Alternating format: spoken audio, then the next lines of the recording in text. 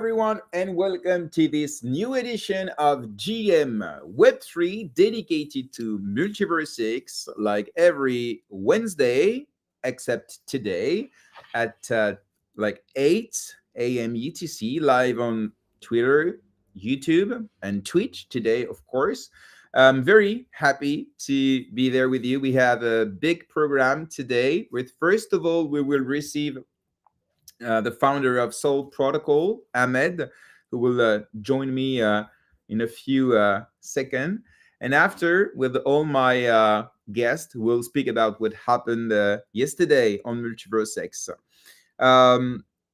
So then, without any further ado, let's start with the AMA from Ahmed, whom we know well on the show, as he's also the co-founder of the first lending, borrowing, liquid staking protocol on MultiversX, Atom, and also the issuer of the first native stablecoin on MultiversX, the USH.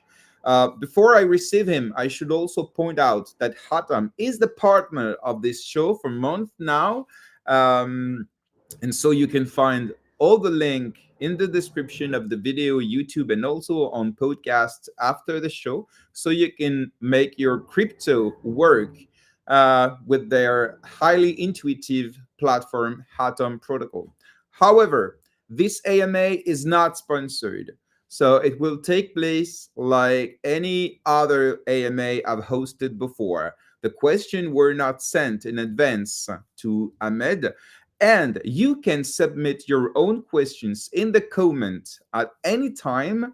And the best ones, the two best ones, will share $100 in crypto, of course, at the end of the show. All you have to do is to follow me on X, of course, and to comment under the link of the show to be eligible. Also, before we start, please retweet, like the post, subscribe on YouTube, activate the bell, and so on. It's very important to support us and us to continue to provide this content for you.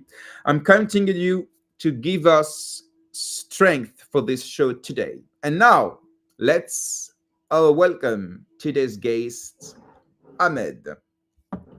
Hello, Ahmed. How are you? Doing good. How about you? How are you doing? Yeah, I'm very good. I'm very, very good. Thank you very much.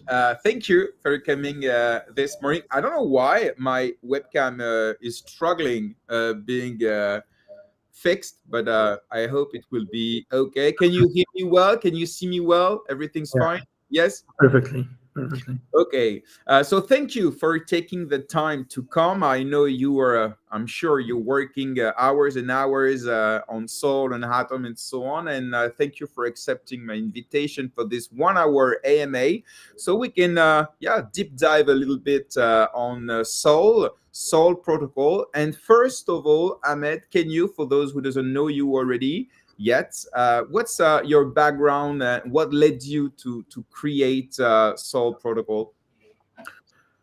Well, so first of all, my name is Ahmed. I'm the co-founder and CEO of Soul. I have a background in finance, a degree in BA, a master's in finance. I've been involved in the crypto space for way more than 8 years now. Before launching Soul, I started like my first crypto project, Atom Protocol, around 4 years ago. It is based on MultiversX, a chain previously called Around. So we kickstarted DeFi on that chain. We built a lending protocol, a bridge from BitTransfer to MultiversX, a liquid staking solution for both Tau and egld, and an over-collateralized stablecoin. So our TVL peaked at more than $300 million. And about 2 years ago, we started working on Soul, which I believe is a solution that has a really great potential to help resolve the current limitations of cross-chain lending. So yeah. Okay, so it's based on your experience on Atom. So can you just, in one sentence, tell us what problem is Soul really solving in DeFi? Well, if I were like to summarize it in one sentence, I would say that Soul is tackling the liquidity inefficiency between different lending protocols across like different chains.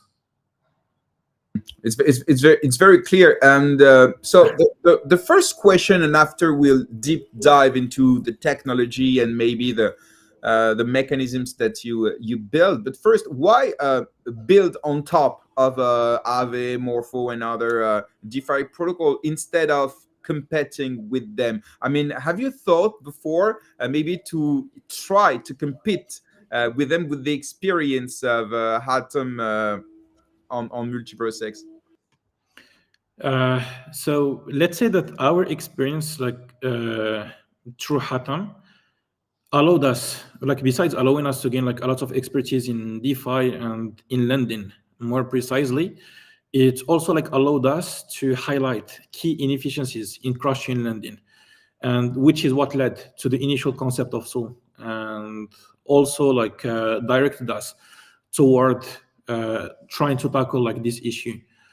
Let's say that as DeFi expanded, what we noticed is that it became scattered, and the problem is that like all the assets are isolated within their respective protocols and their respective blockchains, which makes it difficult for users to be able to maximize their capital efficiency, and forces them to have like shuffling assets around to chase like better rates, to constantly like move their collaterals, to be able to manage their positions. And this constant like back and forth leads to unnecessary complexity and creates like idle capital too. So we understood that what we really needed is a more unified approach, an approach that connects these isolated protocols so users can access lending opportunities across multiple chains without the hassle of moving their positions across different protocols. So this is why we decided to follow this approach of, instead of competing with lending protocols for liquidity, creating a model where we create like synergies with them. So we build on top of other lending protocols. Any liquidity that goes to Sol goes to the lending protocol that has been chosen by the user, and same for all like borrowing actions. So this allowed us to create a more unified ecosystem, but also gives Sol the potential to become like one of the biggest protocols in DeFi because of those synergies, actually. When you spoke about Sol the first time, I remember I was summarizing it like as aggregator. So it was something that I was using. I'm not sure it's accurate. I think it's not basically. But can you tell us the difference between other aggregators in DeFi and what you're doing at Sol? So even on my side, actually, I do like to describe Sol as a cross-chain lending protocol aggregator. So Sol Okay. is built on top of established platform like Aave, Compound, Venus, and so on. And it is kind of like what 1inch did for dexes like Uniswap, Kyber, Balancer, but in our case, it's for lending protocols. So Sol is building like a layer on top of those lending protocols and allowing the users to take advantage of the yields of their preferred protocol, and also like to optimize their positions. Like in simple terms, if you supply on assets to Aave on Ethereum through Sol, you can use that position to be able to borrow from Venus on the Binance Smart Chain, or from Hatam like on MultiversX, or any supported protocol without breaching any asset. So Sol will actually like change the way people can manage their cross-chain lending activity and provide a seamless and unified platform to be able to do so. Mm. Um, DeFi it was born in 2000 and like 28 2027 sorry 2017 18 we can say, and it was the DeFi season in 2020. Why nobody did that before, and are you alone on that market at the moment, or is there other solution to do something like similar? All right. So I would say that there were like a couple of protocols who tried to address this cross-chain lending dilemma, but they failed to do so. I believe because of the wrong approach that they were like following. So some of those protocols try to build their own liquidity and try to compete with other lending protocols on each chain. So we already know that it is hard to be able to compete like with Aave, Compound, or any Pioneer on an existing chain, and it is like nearly impossible to be able to compete with them on multiple chains at the same time. So those protocols like failed to be able to attract liquidity and to create like an efficient product. The second approach that some of them like followed is that they were relying on bridges. What I mean by that is they were like describing this their product as offering like cross-chain lending, but in reality, they were moving like your collateral from one chain to the other, depending on where you want to take the loan. And the whole process is super inefficient. Sol is actually providing or offering a completely like new approach, an approach that doesn't rely on bridges nor competes with other lending protocols. Like in the contrary, we are like creating synergies with them, and we could like integrate any lending protocol that is like promising and that follows like some strict security guidelines in the future and have it inside the Atom ecosystem. So I'm sorry, like the Sol ecosystem. So what I mean by this is our approach allow us to create like synergies with all existing lending protocols, and this is like the main difference actually with other players who try to tackle this issue.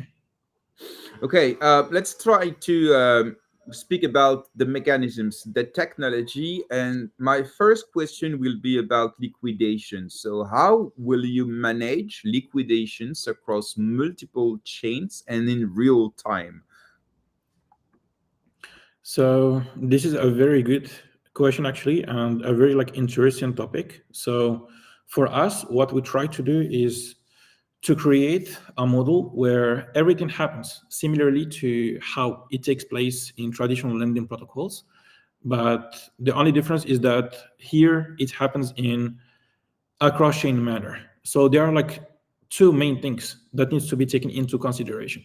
So first, you need to understand how liquidations are being managed at the base protocol level. So one of the innovations of the model that we are following is that all the positions that Sol have on the base protocol can never be liquidated. So here, like I'm referring to the assets that will be like supplied on Aave, Compound, Venus, Morpho, Euler, and so on. So Sol is following a model where we always keep correlated positions, which means that when users supply ETH or ST we always use the same asset as collateral to be able to take a loan of the same asset and provide it to the users asking for it. So this model allows us to maintain correlated positions and avoid any liquidation of sold positions on the base protocol in case of a price movement, which means that we can never be liquidated at the level of the base protocol. But liquidations still take place, but they have been moved at the level of Sol. So if you are supplying ETH and borrowing like USDC, for example, and then like the price of ETH decreases and your borrow limit has been reached, your position will be eligible at the level of Sol, and anyone could interact with the protocol to be able to liquidate you. So here there are like multiple scenarios or multiple types of liquidations. There are liquidations who are happening on the same chain. There are liquidations happening like on the same protocol. So for example, you supplied on Aave, took a loan from Aave, or there are like other liquidations that take place cross protocol. So you supplied like on Aave, but you borrowed from Compound, or cross-chain liquidations, basically. So here, the process is similar to how it takes place in traditional lending protocols too. So once your position is eligible, any liquidator could interact with it and define which loan he would like to repay and which collateral he would like to seize. So if you have a cross-chain position, for example, like some collateral on Ethereum, but some loan on Arbitrum, the user or the liquidator will need to repay your loan on Arbitrum and then seize your collateral on the Ethereum chain. Okay, it's clear. Maybe let's speak about the state because there are several blockchains that are involved in these transactions. So how does Sol ensure the atomic execution across chains? And maybe first of all, we can explain to the audience what is the atomicity in blockchain. Do you want to do it yourself, or do you want me to explain a bit? Sure, you can go on. You're Yeah. the host.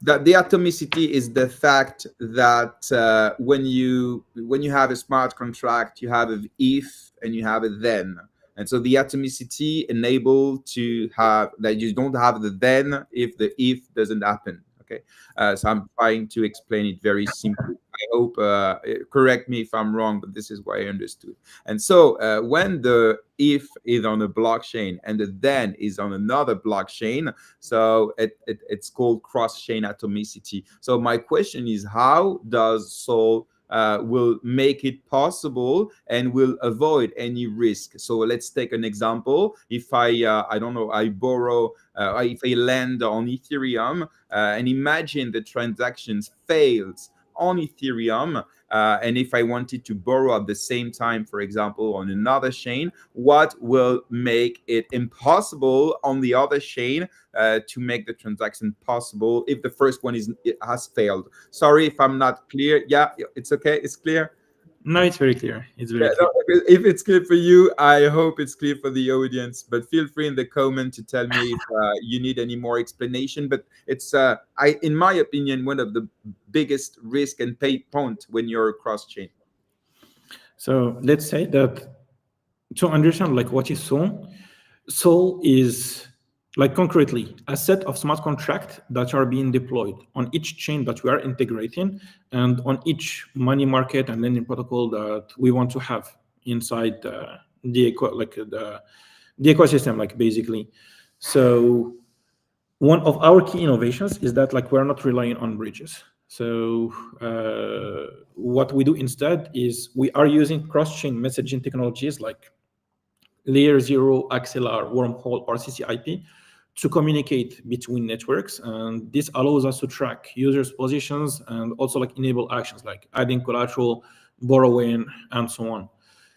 What I mean by that is once the user initiate a transaction, we have what we call a controller smart contract. So that smart contract is responsible of keeping track of the position of the user at all time to be able to allow the aforementioned interactions, basically. So once a user initiate a transaction, that transaction needs to hit the controller smart contract like assigned to that specific user. So if it is located in the same chain, the transaction happens there. If it is located in another chain, a cross-chain message needs to be sent, reaches the controller, update the state of the user, then a callback is being sent to the chain where the user, like for example, wants to take a loan, and only if all transactions are successful, all smart contracts are updated, the action is actually allowed. So if in the process there is like any transaction failure, for example, for any reason, so the action like will not be performed and the user like won't be able to take like, for example, a cross-chain loan. So yeah, I hope it was clear. No, it is clear because, and let's speak about this cross-chain messaging layers. So you're speaking about the layer 0, and you're also backed by Acceler, CCIP. So how will you decide which one will be used, and what happens if the message fails or gets delayed, or if something happened with these layers? So what we try to do, let's say, all right, like in terms of the choice, there are like multiple criteria that we try to base the default mechanism that you are using. Among them is the security like aspect, but also you see like the flexibility, the tech, and the functionalities that this provider is offering. And on top of this, there is like the speed. So for us, like those are a couple of parameters that we're using to define which mechanism we'll use like as a default one. So as of now, layer 0 has been decided as being, you see like the default mechanism used to perform like all cross-chain interactions.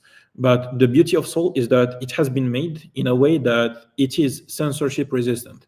What I mean by that is that it doesn't rely on only one technology. It has been designed, or the whole infrastructure has been designed in a way that we can integrate multiple interoperability technologies. So we can have, or like we already have integrated like layer 0 wormhole. We can integrate like XLR, CCIP, and we can even integrate like in the future some innovative, more secure, faster interop messaging layer or solutions. So for example, like pi squared, and have it, you see, like as either the default mechanism or one of our fallbacks. So in the scenario that you presented, in case there is like any issue with the default mechanism that we are using, and transactions are delayed or are not able to go through like for any reason, what we can like simply do is to pivot to one of our fallbacks and allow users to be able to resume their transactions. And funny enough, this is something that we were able to try out on the first day of our testnet release. So when we launched the testnet, we had like a really huge amount of users. We had a ton of transactions being performed each second, each minute. And on the testnet, let's say that the infrastructure of the interoperability technologies are not like as well maintained as the one of mainnet.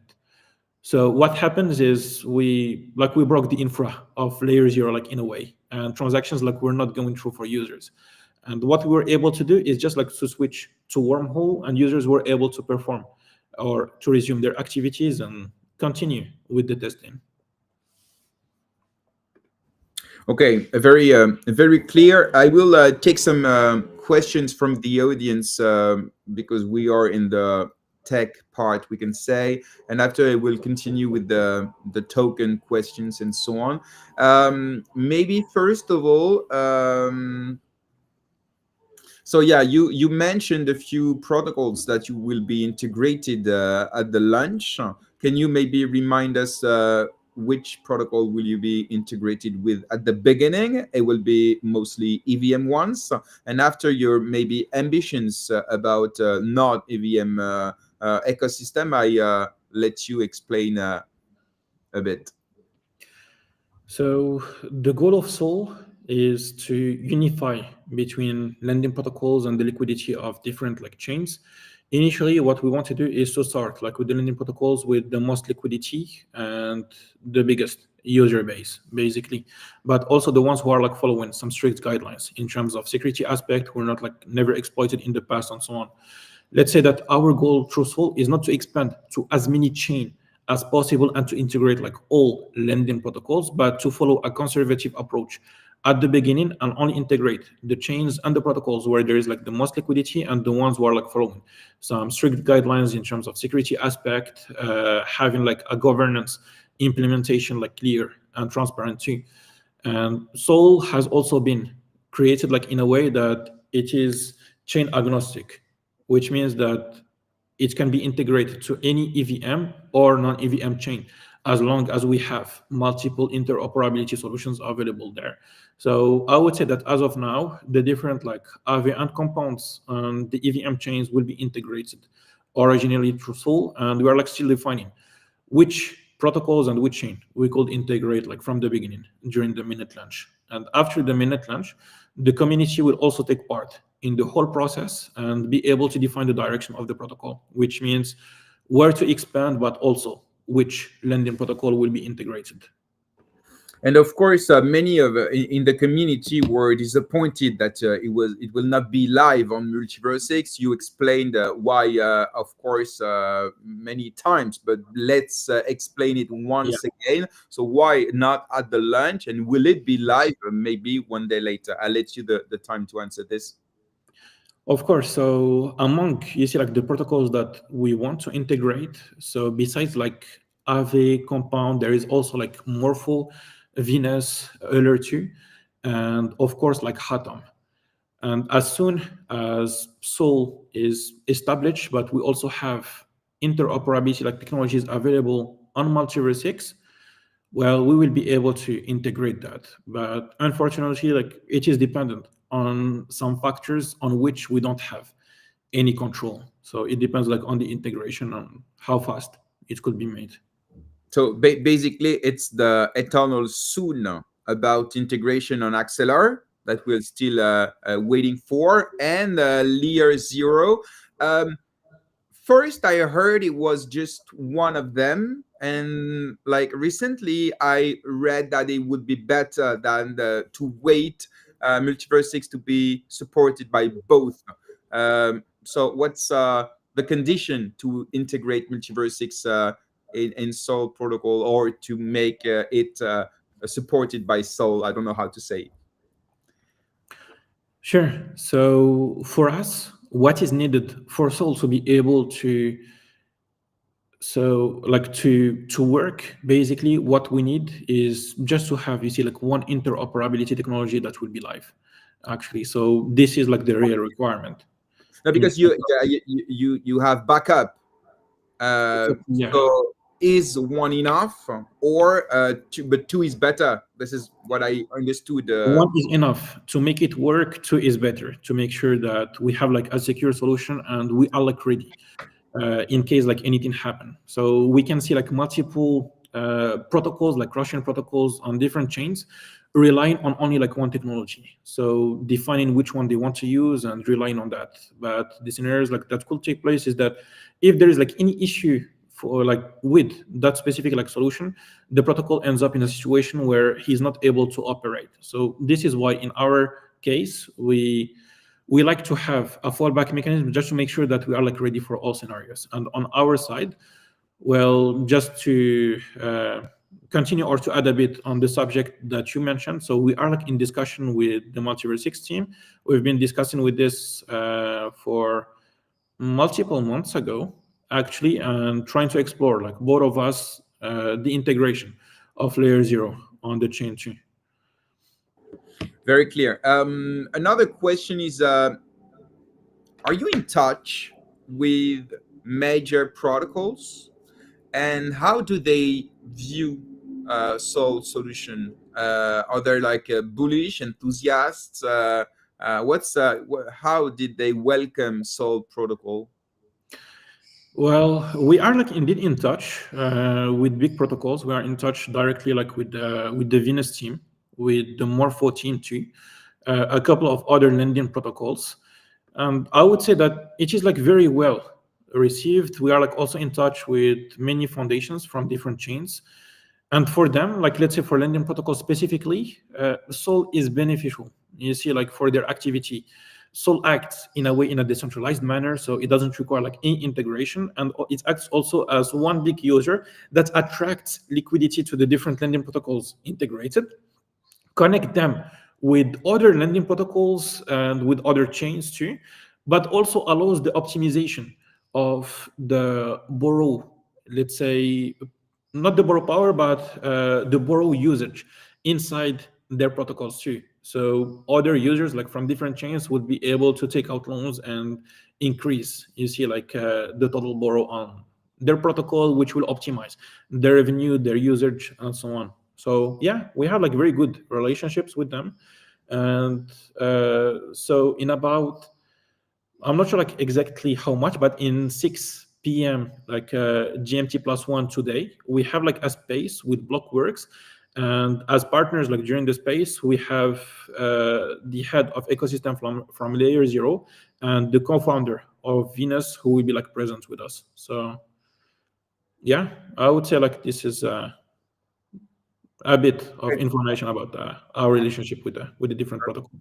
Very, very cool. Another question, we mentioned the security before, because it's absolutely essential. And we have a question about the audit. So how many, with whom, what happened? And I give you the time to explain the audit part of a Sol protocol, which I think is a big part. So I think for people who already knows us a bit, knows that we have, you see, like a very serious approach in terms of security, and this is something like very important for us. So we already like started a security audit and formal verification with the runtime verification. It will be completed in the upcoming 2 to 3 weeks at most. So we are already like at the final phase. And what we want to do, like once we complete that initial audit, is to have a second round of audit with multiple other partners. So the reasoning behind our approach was to first perform like one audit who will allow us to have like a really solid code base to remove like all issues that could be found by all auditors. and then start like a second round of audit with Open Zeppelin, EBDK Consulting, Hacken, Certic, so with whom we are like already like partners. So we all the ones that I just like mentioned, and this will allow them to go even deeper into the code base and help us make Sol as secure as it could be. So security and audits will represent, you see, like one of our major expenses. So most of the budget will be used in terms of making sure that Sol is secure.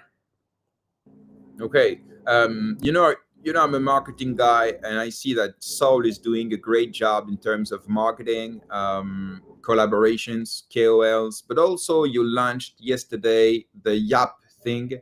I am really, really interested in Kaito like platform, and you launched it, and it's I think the first time a project close to MultiversX uses this platform. Can you tell us about it a bit? Why did you choose Kaito? Is it something that you decided, or maybe you have a CMO that worked on it? I don't know, but can you tell us a bit about this?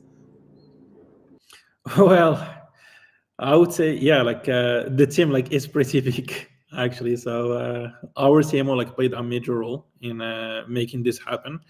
It was like actually a pretty like, it's a big deal because like people think that it is easy to get like listed there, but it could be like compared to a listing like on Binance.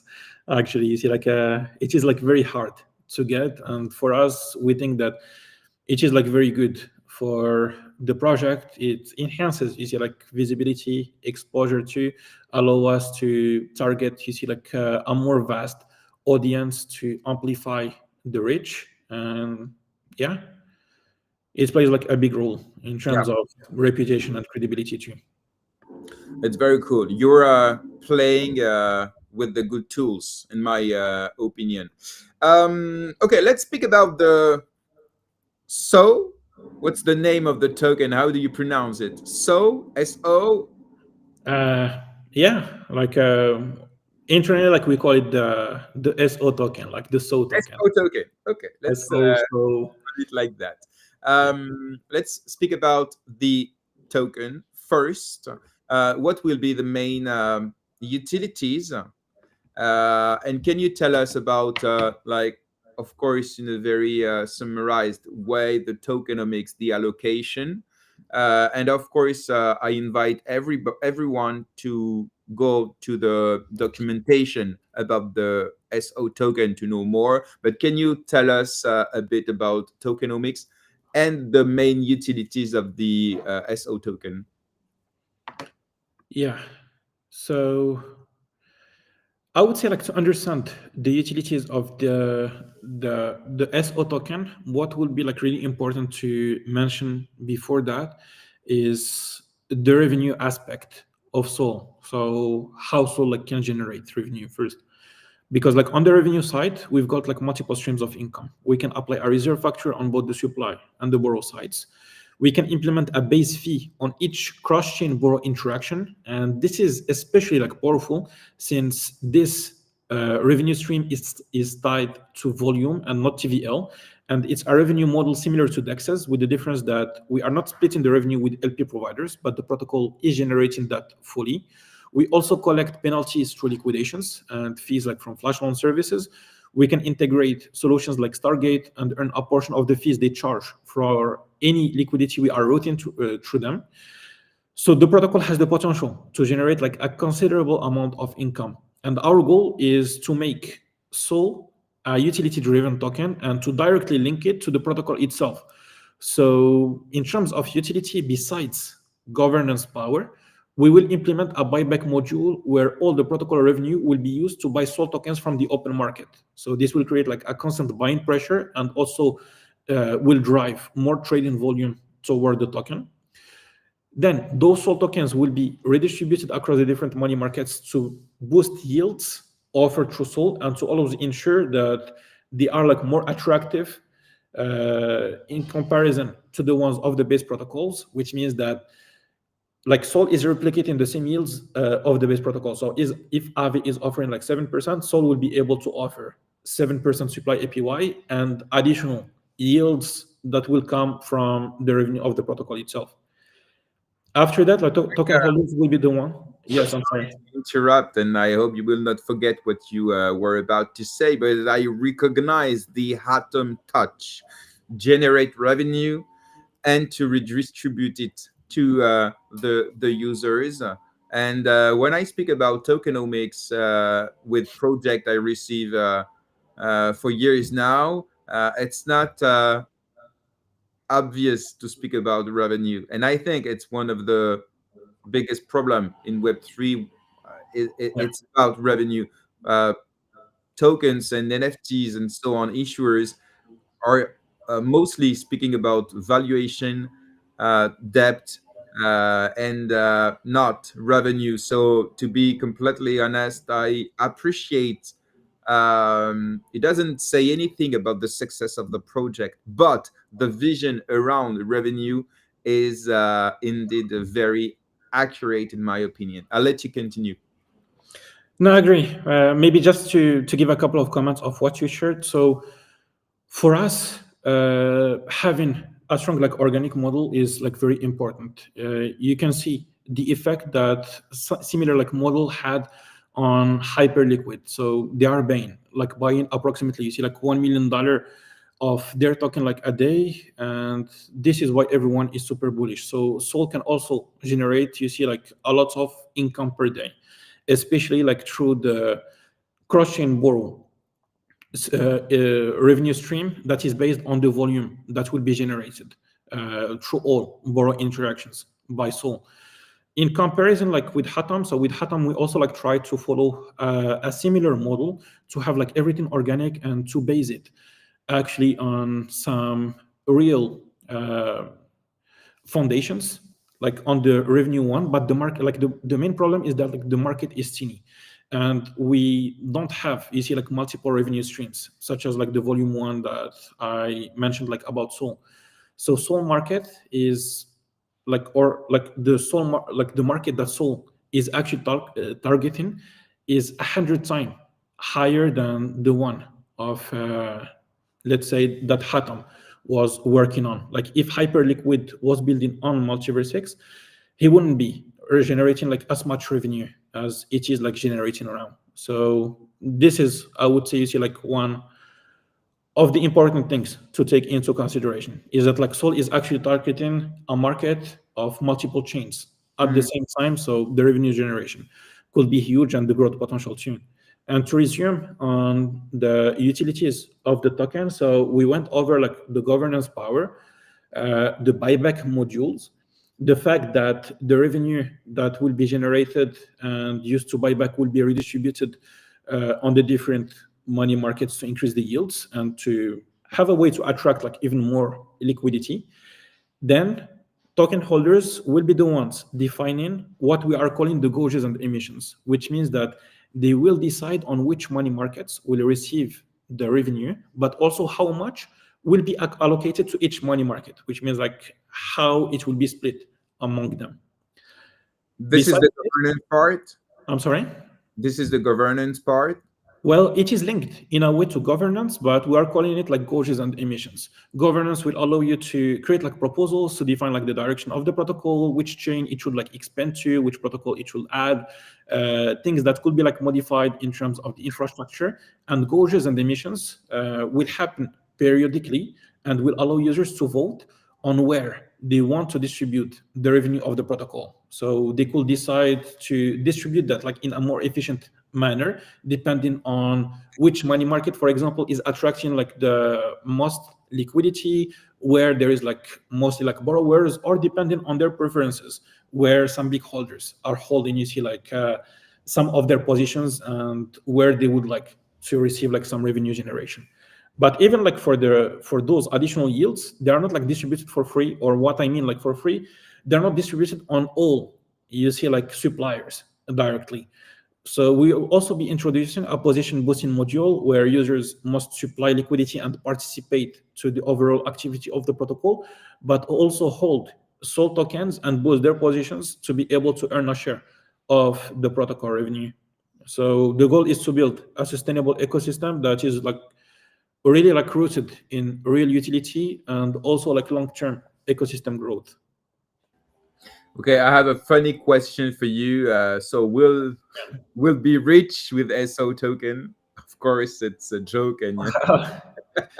Never given like financial advice. What can I do on my end is just show it's like people the potential of Soul, what it could achieve, and the growth like potential. But then like it will be up to you to gather like all the informations and to analyze everything. Absolutely, absolutely. Okay, so let's speak about the launch of the SO token because it's pretty much different as what we are used to be. Like it will be launched on X Launchpad, but also on your website. So for the MultiversX community, the launch will be pretty much different as the previous ones. So I will let you the time to explain. So how it will happen, why did you decide to launch this way, and I will find during meanwhile the post that Foudre made about it, which is long. We're speaking about Foudre, but it's very interesting to see the back to Ethereum vision. So I'll let you explain us how it will be launched and why you choose this way. So yeah, for us, uh, we were like approached by the Xlaunchpad team, and we had like multiple discussions. Initially, like we wanted to hold the public sale on our platform alone, but whenever we are able to give back to MultiversX, so we never refuse. And what we wanted to do actually, like with this sale, is to offer a model that provides some fair terms and a sort of fair launch for the community. So even in terms of the parameters of the sale, 25% of the total supply has been allocated to the public, and it is like more than 3 times higher than what has been offered to the pre-seed investors. And in terms of the parameters of the cell themselves, they have been made in a way to create like the fairer model possible. So we had enough of projects offering high FDV, you see, like from the beginning, and offering a very low circulation supply too. And we wanted to promote something that we judge is like more organic, more efficient too. Yeah, that make like even more sense. So the valuation of the valuation of the round, along with the price of the token, will be based on how much like will be gathered or how much like will be invested by the community during this round, basically. So this is the closest thing you can get to a fair launch. Okay, very very cool, very interesting. And so let's speak about there will be no inflation. So how will you? Can you explain how will you reward users without inflation? And we'll speak about, of course, the revenue again. Exactly, yeah. So this is what we've been mentioning like a couple of minutes ago, mostly, you see, like when discussing about the revenue and what are like the different streams. That's all we'll have. So we will never have any basically like distribution of free tokens on the lending protocol to bootstrap liquidity. We will have a huge potential of revenue generation, and all that revenue will constantly be used to buy like SOL tokens from the open market. So those same tokens will be the ones redistributed to liquidity providers, which means that it is like a delta neutral strategy that will be like performed. And in addition to that, there will be like multiple other utilities such as governance, gauges and emissions, the position boosting module that will like constantly drive demand for the token, and yeah, to make it like valuable. Yeah, sorry. Okay, thank you very much. I remind everyone in the audience that you can, of course, ask your question. We still have a few minutes together. Maybe let's speak about the listing. I don't know if it's already set up, but what's first your ambition in terms of fundraise? Because it will be like uncapped. You don't know how you will rise. So what's your expectation? Do you lower your expectation? Sorry, I can't help it. No, those. So yeah, what's your expectation in terms of valuation and fundraise, of course? And do you already know on which exchanges the SO token will be listed? Of course, decentralized ones, but also a centralized one. Can you share some information about this today? Well, to be honest with you, I really don't think about that. Honestly, I just want that everything goes well, and there are like no issues for all participants. You see, like no bugs and so on. In terms of the listings, so tier one like exchanges, of course. So we can't share more, you see, like as of now, but I believe that the community like will be glad with the exchanges that we'll be able to secure once the TGE will be able to, like once the TGE happens. Okay, so maybe we can remind everyone the timeline to participate in the X Launchpad. I think it's tomorrow or today, the last day to KYC, no, something like that.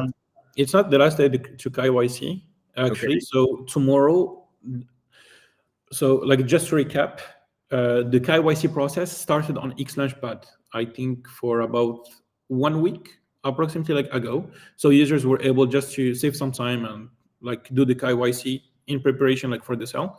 Tomorrow, both sales on X Launchpad and on the Sol platform will start. So users who performed like KYC will be able to invest directly on X Launchpad. The ones who did not will be able to perform the KYC during like the whole period of the sale that will last like from the 16th to the 27th. And on the So, Sol platform, so if you did not have time to KYC on X Launchpad, you still be able to invest on your website because the KYC will be available until the end of the sale, correct? even on X Launchpad, Oh, okay. the KYC is still available. You see, like until the 27th, Okay. actually. So users like have the freedom to participate either like through X Launchpad during the whole period or to participate during our platform too. But the KYC, you see, like is a manual process, and sometimes it could take up to 3 days. So yeah, Yes. for people like aiming to basically like participate, to not risk, you see, like missing the timeline. Yeah, like it's better to try to do it in advance, basically. And to invest, it will be in USDC. Yeah, exactly. Yeah. So the wholesale will be made like in USDC, but there are like multiple facilities, the facilities that has been put in place in order to make the whole process and the user experience pretty easy to users. So on Xlaunchpad, they have integrated DEXs directly like on the platform, but also like some bridges to allow people who have stablecoins outside of the ecosystem or other assets to be able to use it like directly and without having to go like through the hassle of jumping like from one platform to the other to exchange like everything before being able to invest. And on Sol, we will have like both coin payment and X money integrated. So users will be able to define like which asset they want to use to be able to perform like the investments. So yeah, everything like will be like pretty straightforward, and I honestly believe that this is how things should have been. You see, like for X launch, like for all launchpads before, like all launches should have been made in stable coins, and yeah, it would have been like more practical for all parties. You see, like for the chain, but also for the project who will be able to secure, you see, like their treasury in a stable asset too. Yes, it has always been an issue. This project raising money in EGLD and after selling the EGLD to pay the bills, of course. So yeah, you prevented from this issue through the community's eye, but also through the selling pressure of the GLD. So when you announced that the sale will be made in USDC, I told myself, yeah, they all should have done it before. But anyway, it was also, I think, giving utility to EGLD. Also, you need to stake EGLD to participate in these great opportunities to invest in Web3 startups and so on. But I think, yes, it's more sustainable to make it in USDC, definitely. So, what's the timeline for the for the product? Because it is on testnet Yeah. at the moment. So, how is it going? First, the testnet, and when do you think the product will go live? All right. So the testnet has been live for like a bit less than 3 weeks now, I believe. It has been like going very well. We've been receiving an insane amount of traction. We have more than 290,000 users, more than 122,000 unique wallet interacting with the application, performing quests and so on. We are reaching more than like we exceeded like the 2 million cap of transactions performed. So yeah, like the metrics have been crazy, and for us, Is yeah, it above your expectations? let's say You know, that, I yeah, always ask the question because we know what is happening. Okay, but you of course have objectives when you launch such a campaign, and so sometimes you can be disappointed, and that's part of the game. And sometimes you can be enthusiastic about the results. So that's why yeah. I'm always asking. So, what was your expectation? And today, so how do you feel about this? Well, for me, like it's pretty crazy. Like it's way above the expectations that we had, especially like during this short period of time. And for us, like the whole thing or everything like has been aligned. So we've been receiving like an increase traction. The market conditions have never been better. So yeah, like 2 million transactions. I was It's like never dreaming about that actually. it's So I can't imagine what we will be able to achieve like during mainnet, where it yeah. will be like also incentivized, because like just a few billion of dollars in terms of TVL like attract will be like very easy to achieve there. And so, yeah, you're right. The timing is just pretty good. When you launched on testnet, it was the pretty much the day where Donald Trump decided to cut the tariffs, and so and the market bounced a lot. So it was it was really a good timing. Let's speak about the metrics, the TVL. So what will it be? It will be the TVL of the aggregation. So you will be able to display the TVL among all the chains on which you're supported. So you can display a huge TVL, actually, you know. So in terms of the TVL, it still represents any liquidity that goes through Sol and then is supplied on the different lending protocols. So it needs to go through our smart contract first, but Mm. like the exciting aspect about this is that Sol has the potential to grow as big as all the different lending protocols that are like integrated, because we can take a portion of the market like from Aave and redirect it to it, a portion of the market like from Compound, from Venus, from Morpho, from Euler, or any lending protocol that we could integrate. So it really has the potential to become like as big as any of the lending protocols that will be integrated, because it can, you see, like while working in synergies with them, take a portion of the market from each one of them separately. So, like a funny way that I like to describe it about, like sometimes I say that Sol is like the liquid staking of lending protocols, because it allows you to supply your assets on Aave, and in a way gives you like the power to be able to take a loan. You see, like from Compound, Morpho, Venus, and so on, also like from different chains. So yeah, you can Yeah, see it as the Lido of lending protocols. definitely makes the liquidity more liquid. We have a question in the comment. Ahmed, do you have any more information about the integration of Acceler and MultiversX? I'm pretty sure that you cannot reveal such thing. But the MultiversX community, yeah, can't wait about it. It has been announced end of 2023, and we can see that Axelar is communicating about the new chain that they are to Yeah. supporting, and the MultiversX is not part of them yet. So, do you have any information? I have to ask the question.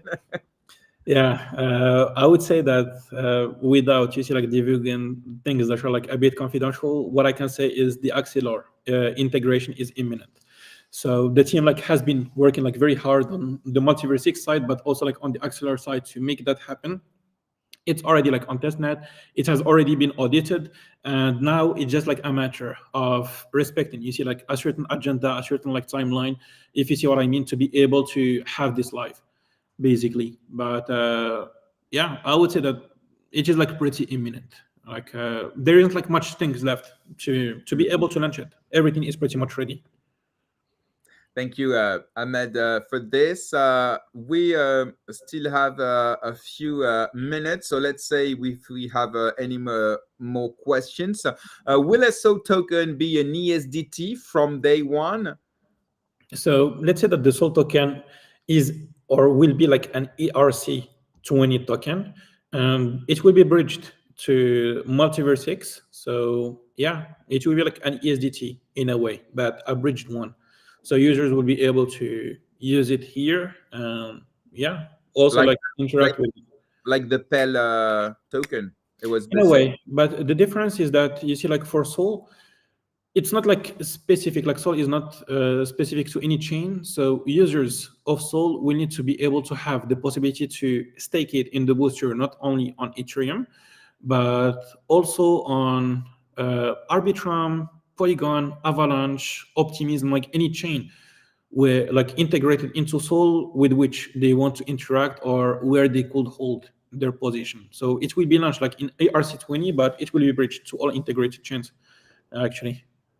So we will have like liquidity pools on all chains where Sol like will be integrated. So it can be like tradable there too. We have a funny question. Does a Sol token be a soul bound token? Let, uh, it let's was like very practical. let's explain what is a soulbound token. Maybe some people don't know it. It's a token that you cannot transfer. So, will it be possible to transfer a SO token? Well, it won't be like a soul bond, but what I can like already share is that it will be like an OFT. So basically, like following like the layer 0 standard. So in due time, it will be announced like with layer 0 and made like public too. Was like the TG approaches. Okay, thank you very much, Ahmed. Really, it was insightful, like always when you come to the show. I let you, yeah, the few seconds we have left, if you want to say a last word to the community. Well, always a pleasure coming here, and thank you like for inviting me multiple times. And yeah, what I can say is that we are like very happy with the traction that we've been like receiving. It really like allowed us to stress test the protocol to make sure that everything like was working well, working like as intended. And if you have like any questions, please don't hesitate to reach out to us on Telegram, on Discord, or directly, you see, like to me or any of the other team members. We will be happy to help. And of course, if you're like building or aiming to build like a solution on top of Soul, please don't hesitate to reach out to us because we will gladly help you and make things happen. Like we are like very active. I'm available like 24/7.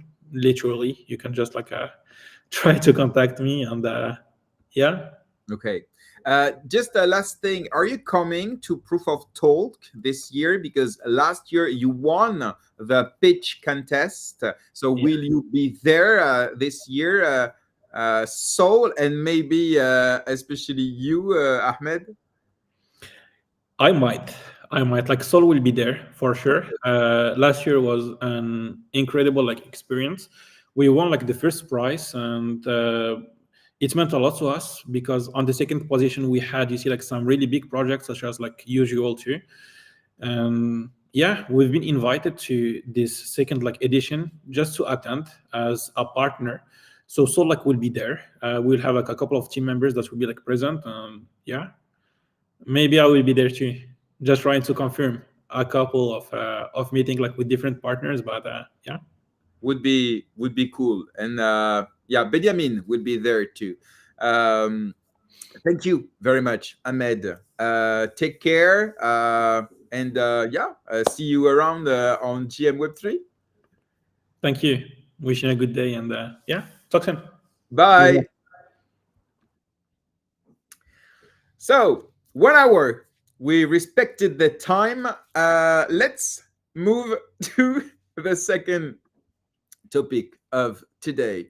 But first of all, let's thank the second partner of GM Web3. It's EAPS, one of the biggest and oldest NFT project on MultiversX. They've been through everything, hype, crash, and they are very resilient. And now they will launch a collection of 3,333 NFTs on Solana to explore a new community, a new ecosystem, a new technology. And yeah, thank you, EAPS, to support this show for months now. And they are offering $15 in their token, EAPS. And to be eligible to this giveaway, all you have to do is to like, repost the show on Twitter, and yeah, to say something in the comments, something nice is always better welcomed. Thank you very much, EAPS, for this, and good luck for the next steps for you guys. So let's move to the second topic of today. It will be about what happened yesterday on MultiversX. So of course, first of all, don't hesitate to ask your questions in the comments, and we will try with my guest to answer them as best as we can. Please note that the core team, the MultiversX core team, will be drawing up a post-mortem report in the next few days. Benjamin announced in his daily vlog yesterday. So we are just giving you information which are the result of on-chain analysis. So of course, it's not an official post-mortem, but we'll do our best to explain what happened yesterday. And for this, I will receive my first guest, my friend, my dear Joaquim. Hello, Joaquim. How are you? Good morning. Good, good. I was 1 hour early, ready to go, but I'm still ready now. So looking forward to going through. And thank you for the very important disclaimer. As you said, this is from our personal research, the two of us, but also several other people in the ecosystem. And take everything that we say with a grain of salt. Again, we're reading the Explorer, going through interactions with smart contracts, etc. We can make mistakes. So we're just going to see what we found. And again, the postmortem will be the one and only document to look for afterwards. Sure. You decided to remove any contrast today. You are white with a white. Yeah. I'm trying to blend in. Okay. We are receiving a ghost today. No, it's a pleasure to have you, Joaquim, and thank you very much. Yesterday, I was not very available during the day when I called you because, like, I received so many messages in private saying, "Sharon, what's happening? What's happening?" Hey, guys, I'm not a tech guy. I'm not a non-chain guy, so I'm not the one to ask, but I will do my research, and the one I called first was you, Joachim, and I know you and many other people. We can mention, of course, validators, on-chain analysts, and so on, who tried to figure out what was happening, and you answered me and you tried to explain me what was happening. So we'll Indeed. receive the second guest of today. It's Sylla. Hello, Sylla. How are you? Hey everyone, I'm really good. Glad to be here with you. Thanks. A pleasure. So let's do it like this. So the one who is talking, will it be in big? We'll be joined in a few minutes by more guests to challenge and to try to understand what happened, but also what will be the impact for MultiversX. Feel free, guys from the audience, of course, to ask your questions in the comment section. We'll try to answer and share all of them. So let's try, and you guys on the private chat, you can say up if you want to take the mic, so it will be easier for me to to give the mic. So first, let's start by maybe Joachim. Can you explain us how you or the community you were surrounded by at this time? When and how did you discover that something was happening yesterday? So I personally was in a meeting, and I kept seeing like messages and calls popping up on my phone, and I was like, okay, like I tend to not look at my phone when I'm in meetings, but like this is disproportionate amount of messages. So I started looking, and I was like, Joachim, you need to check this, you need to check this. I was like, okay, sorry, I need to take a pause from my call. I just need to check my message for a second. And then we paused the call because the person I was with is also on MultiversX. We went to our own businesses to look into it. And then it kind of like was a tunnel to try to understand what was happening, and if there was further risks across the ecosystem in general. What about you, Sylla? So I was working on my project, and I noticed the messages and in Twitter conversation with other builders, and someone shared TX of the exploit, so I could investigate a bit more, see the 1.5 quadrillion dollars that were minted on the blockchain. So I was glad that there was so much money in our blockchain. Highest TVL ever. Maybe look at our share. Okay, so what time was it? Do you remember? Yeah, so it all started at 8:32 a.m. UTC. When I think it's 150 quadrillion to be precise. I actually had to paste the amount for Google to tell me how do you say that amount. It's simple. It's 5 times 30. So Yeah. 5 times 30 after the 150. So it was yesterday in the morning. You know what? At this time, I was at a conference in France with many like Web3 people, pretty much known in France, and I received so many messages too, like you, saying what's happening, and I said, guys, I'm busy today, and they all said, brother, you're never busy. You're always online for 5 years now. And one day you're busy. It's the time that the blockchain is gathering a big thing. And I said, leave me alone. I'll be back tonight. So that's why when people say, GRM, you're fighting. No, yesterday I was pretty much light during the day. I let everyone trying to understand. And at the end of the day, of course, I accepted to troll a little bit, and it was funny. But this is how I discovered the thing too. So let's try to understand what happened. So you guys spoke about 150 quadrillion. It's the term USDC token which has been minted. Well, that's where it gets a bit technical. They didn't get minted.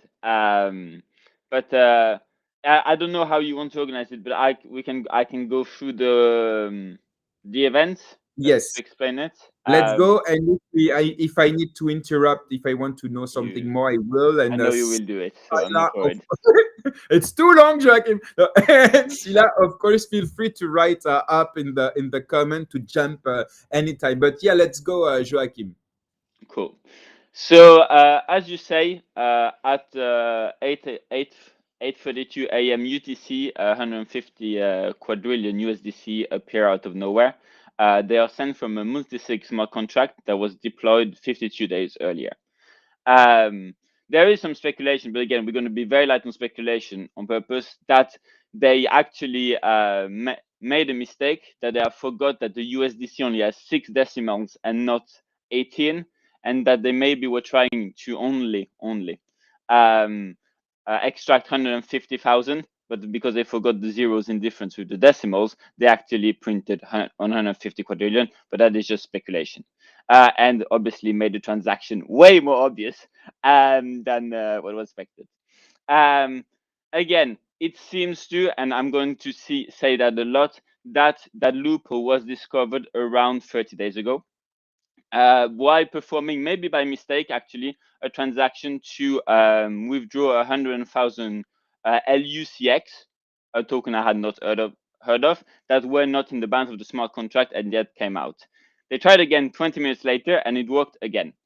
So they're using a function called propose transfer execute, but I'll go more into detail in that. But this is not the usual transaction we would use in a multi-sig to ask for ESDTs to be transferred. Then back to yesterday, we see that the perpetrator, the actor, tries again at 4:30 a.m. UTC with a small amount of A1X token, 2 times 1,500, and it works too. I think that at that moment they realized, but again, pure speculation, that it works with any token and not only the LUCX. And they try again at 8:15 a.m. with 6,500 HTM. I'll share a link in of the Explorer at some point. So they proposed the transfer, the SDTs, to be sent to a different wallet than the one actually proposing it. And before doing the request for the 150 quadrillion USDC, they actually tried to do some swaps. So they sent some EGLD to the wallet who had received the A1X and the Atom, swapped some A1X on X Exchange, and received some crumbs of EGLD. And then tried again with 1,500 HTM, which is a bit more consequent, and receives 19 EGLD from X Exchange that is sent back to the main wallet. We're now back at 8:32 a.m., where the famous 100 and something quadrillion was performed.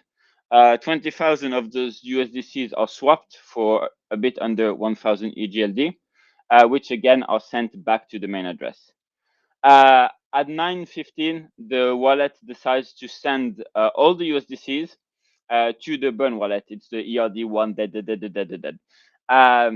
But then at 9:22, they decide to perform it again, this time only, again, I'm going to quote only, creating 300,000 USDCs.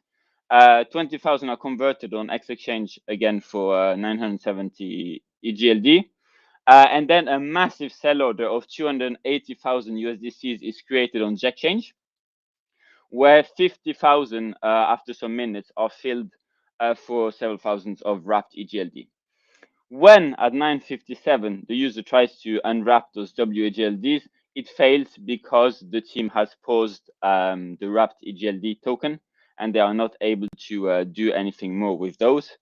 And then at 10:16, they transfer 975 EGLD to a wallet that is completely clean, has never received anything, and hasn't moved since. So we are a bit unsure of the identity of that wallet. At 3:57 UTC, so after the maintenance, the user cancels the remaining order of 230,000 USDCs on the exchange. And then the remaining USDCs, A1X, Atom, and nearly 2,000 EGLDs are sent to a new wallet, which we believe is controlled by, well, I'm pretty sure it's controlled by the team, and receives 550 EGLD from that main wallet. Some tokens there, like the A1X and the Atoms, are swapped back to balance the transactions that had been taking place earlier in the day and balancing the LPs. And then there are some EGLDs that are sent to the same SEX, so centralized exchange. 89 is the first transaction, 350 and then 380 EGLD. They are sent to different deposit addresses, but they all go to the same centralized exchange. So that's, again, I'm not going to go into speculations into that, just different deposit addresses. And then a bit later, we see an exploit, the same exploit for 3 million USDT, but then are very shortly after sent to the wallet who has the rights to burn USDT, and they are burned, causing no sales at all. So this is kind of like the how it all took place. So there are some EGLDs that, as we said, are sent to the SEX, but most of it has now been returned, tokens have been burned, etc. If you have any further questions, or if we want to talk about the outage and the bug, let me know. Sylla, do you want to add or ask anything? No, I think Joaquim told mostly everything. From what I saw, almost all the money was sent to the wallet he mentioned. I noticed that there was 975 EGLDs that went sent to another wallet, and it hasn't moved since then. Yeah, it'd be interesting to see if this is considered as the price for the hacker or not, etc. Because, and again, that is something that I don't think we should speculate on. We'll wait for the official report on saying what was allowed to be kept, if anything, by the hacker. And also, we'll describe a little bit, because I think that's a very interesting topic about the different types of hackers. But we'll get to that in a bit. So sadly, for the first time, and hopefully the last time in the history of MultiversX, the chain was halted. And so zero downtime doesn't work anymore. Yeah, no, that doesn't work anymore. Sadly. It was a good narrative, but let's find another one.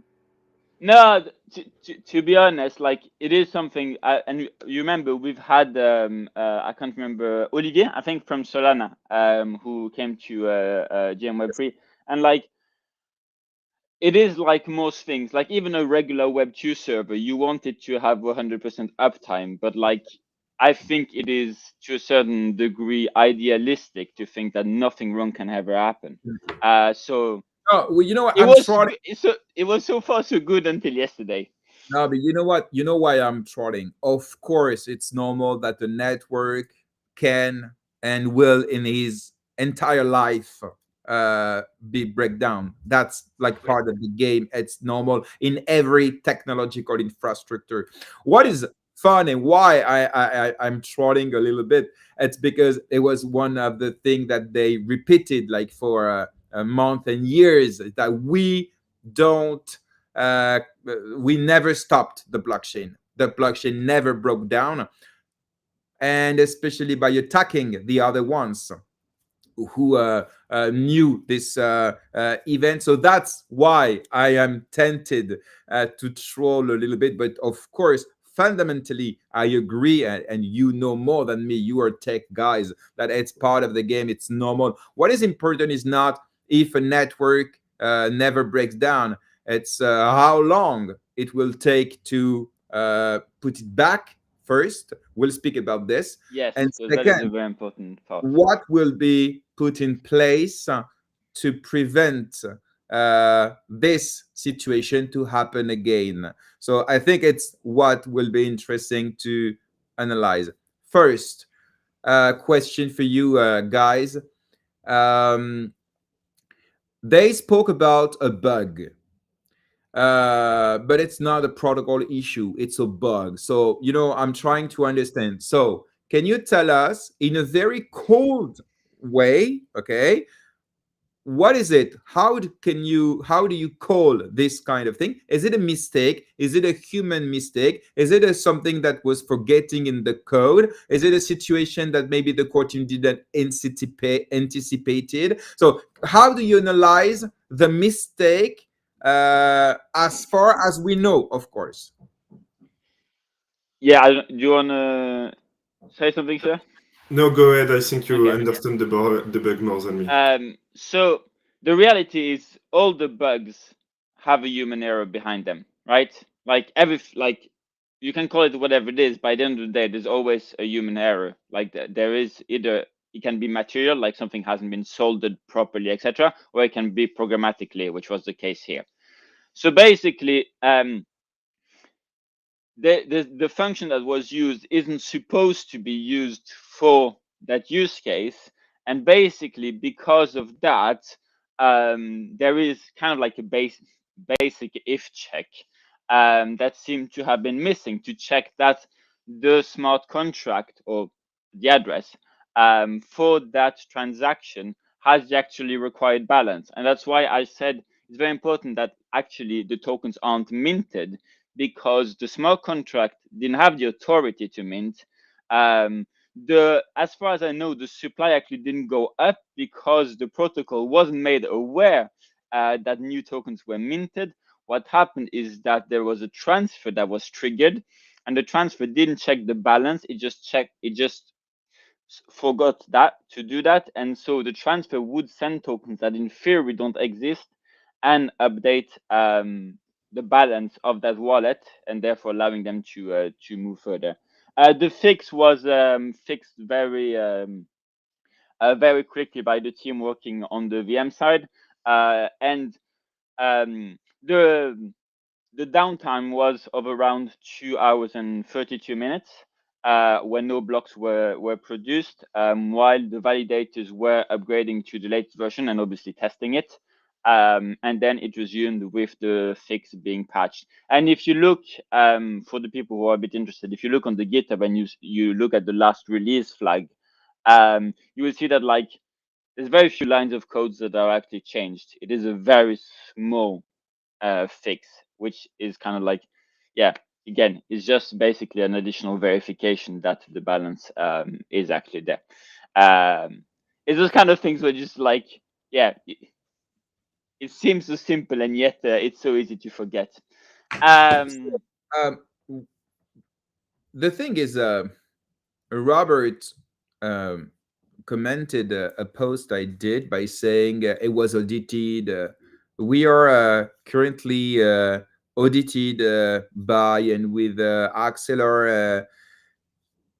So you guys, how such mistake can be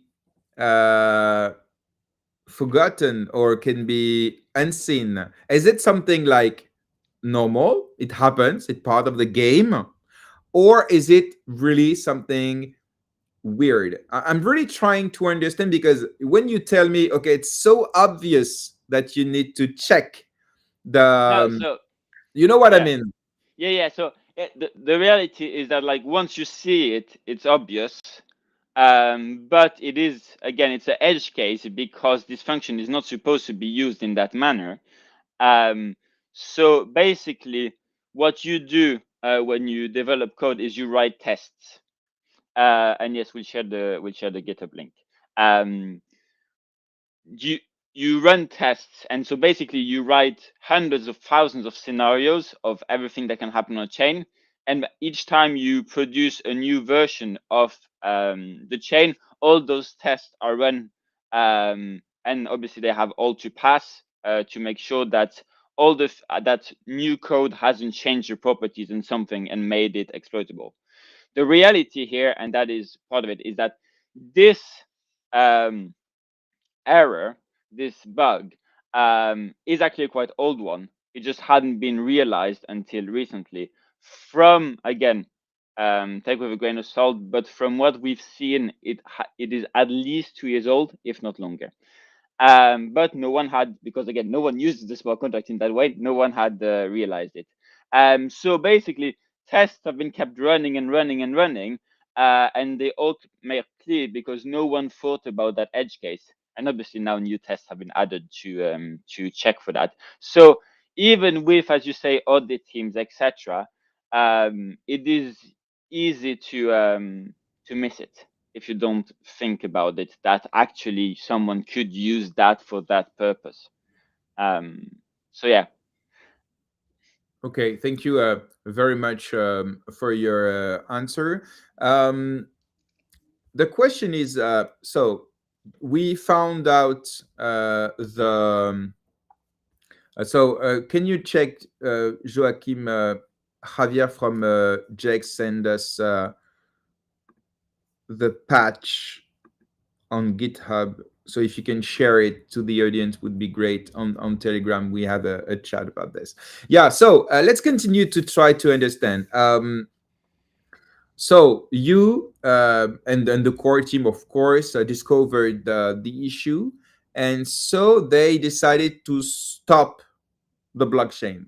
So the question that we have in the comment and that we all want to know, see, how can we stop the blockchain? I will read the comment. Is there a red button in Benny's office to stop the chain intentionally? Or is it like a proposal to the validators and they make consensus to decide to stop? So do you guys know how we can stop? We can make blocks stopping from being created. So do you know how it happens? So there was a call with validators, which I wasn't part of. So I can't tell you everything in detail, but from Robert Sassu, one of Robert Sassu's tweet, there was a call of the validators where they said they announced to halt the chain, and basically it looked like some of the validators that weren't part of that call, their validators weren't able to communicate with others, and therefore weren't able to submit and approve blocks.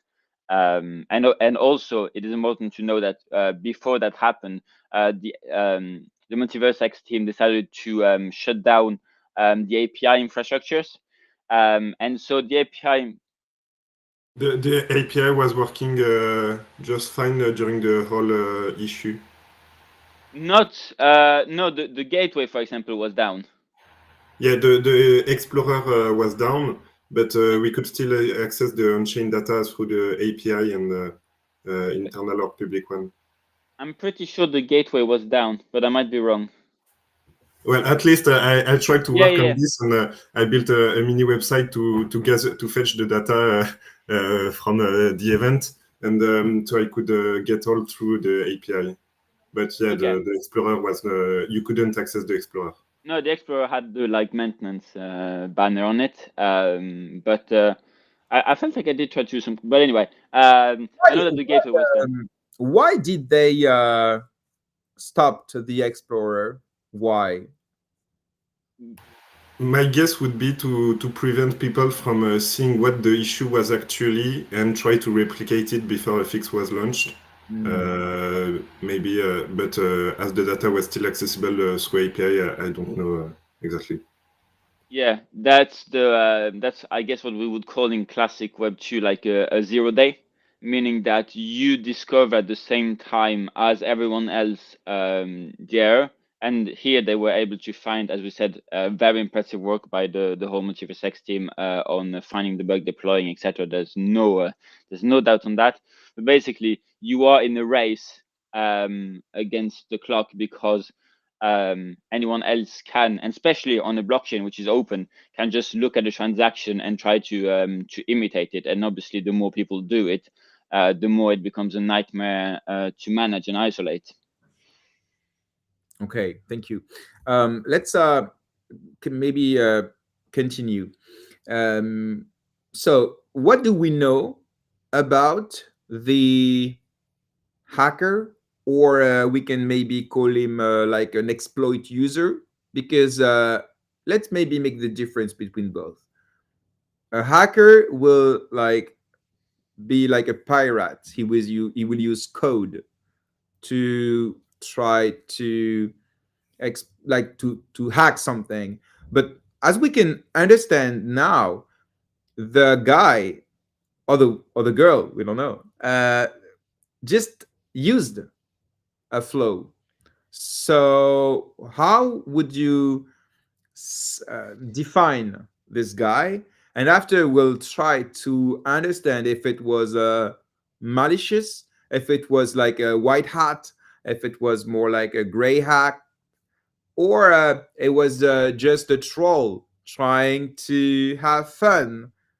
Because yes, 150 quadrillion is way too much. So we guessed that maybe. What? Sorry? I didn't realize that was too much.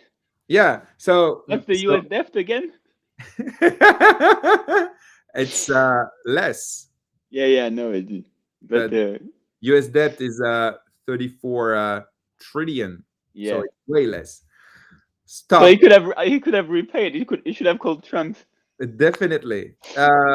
So yes. So what's your opinion, guys, about this guy? And I can tell the community that the guy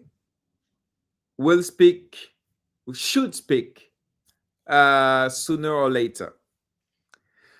So who wants to? If there's a big if, because again the conclusion funds were sent back to the team, etc. There is a high likelihood that that person signed an NDA and are now leaving all communication to be taking care of the team. So we might not hear from them on that subject. But the guy, yeah, the guy could talk. Well, yeah, but that would be, again, if I signed an NDA, that would be a legal risk. Yes, if he's doxed, I don't know. Yes. Okay. So let's go. As you say, from the looks of it, and the interactions, because there was some interactions that we saw on X, it doesn't seem to be the most technical guy. It isn't someone who's a hacker full time. It looks like someone who found that exploit and decided to push it a bit further after he found it. But the reality is that a hacker does that too. The difference is that a hacker looks for it. He seems to just have stumbled across it. But the outcome and the way they do it is kind of similar, except that a hacker, for example, will, for example, when you deploy, if you're a bit technical, if you deploy a website or a server, you will very often see in the first seconds after you've deployed the server that someone is trying to call different endpoints on your server to see if you have exposed different files that could give them control over your server or API keys, etc. So that is called crawlers. Basically, they're bots by hackers that try to find information on the net.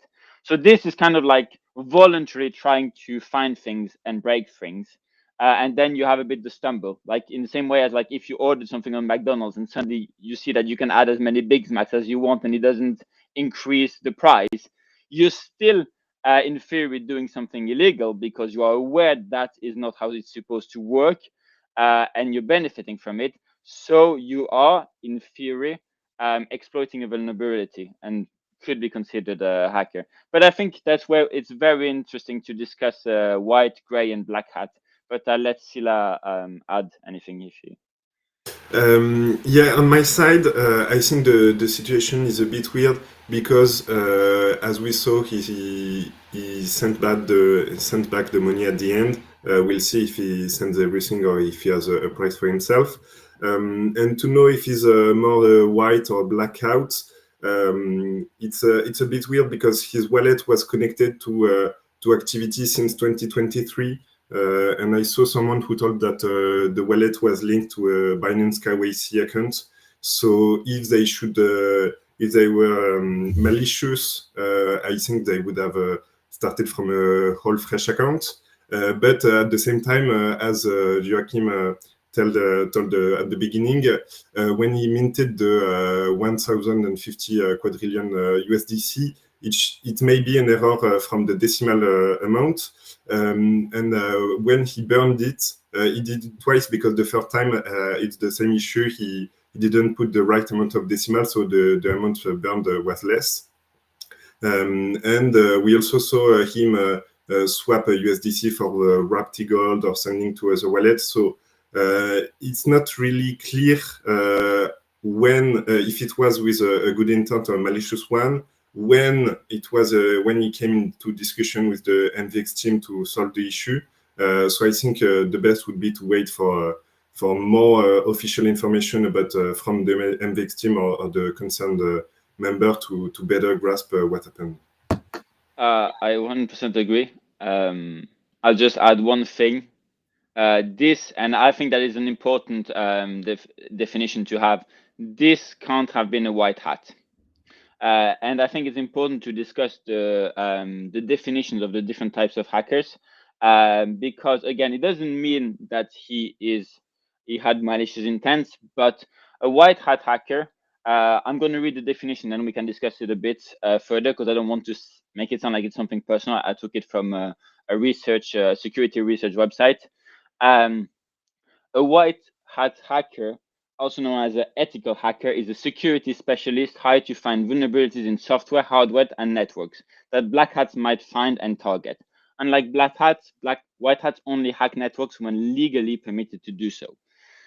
White hats disclose all vulnerability to their employers. White hats also disclose vulnerability to the vendors whose software or hardware is affected, so they can patch other customer systems. White hat hacking techniques include penetration testing and vulnerability assessment.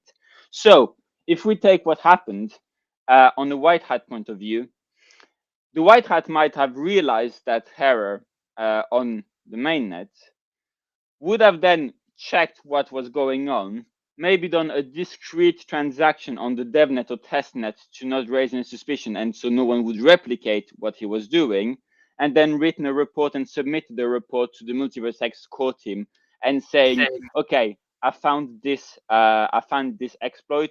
This is actually pretty bad. And then the core team would probably have had a patch update in the same way. But first of all, we wouldn't have had that many tokens being minted. We wouldn't have seen funds being moved to centralized exchanges.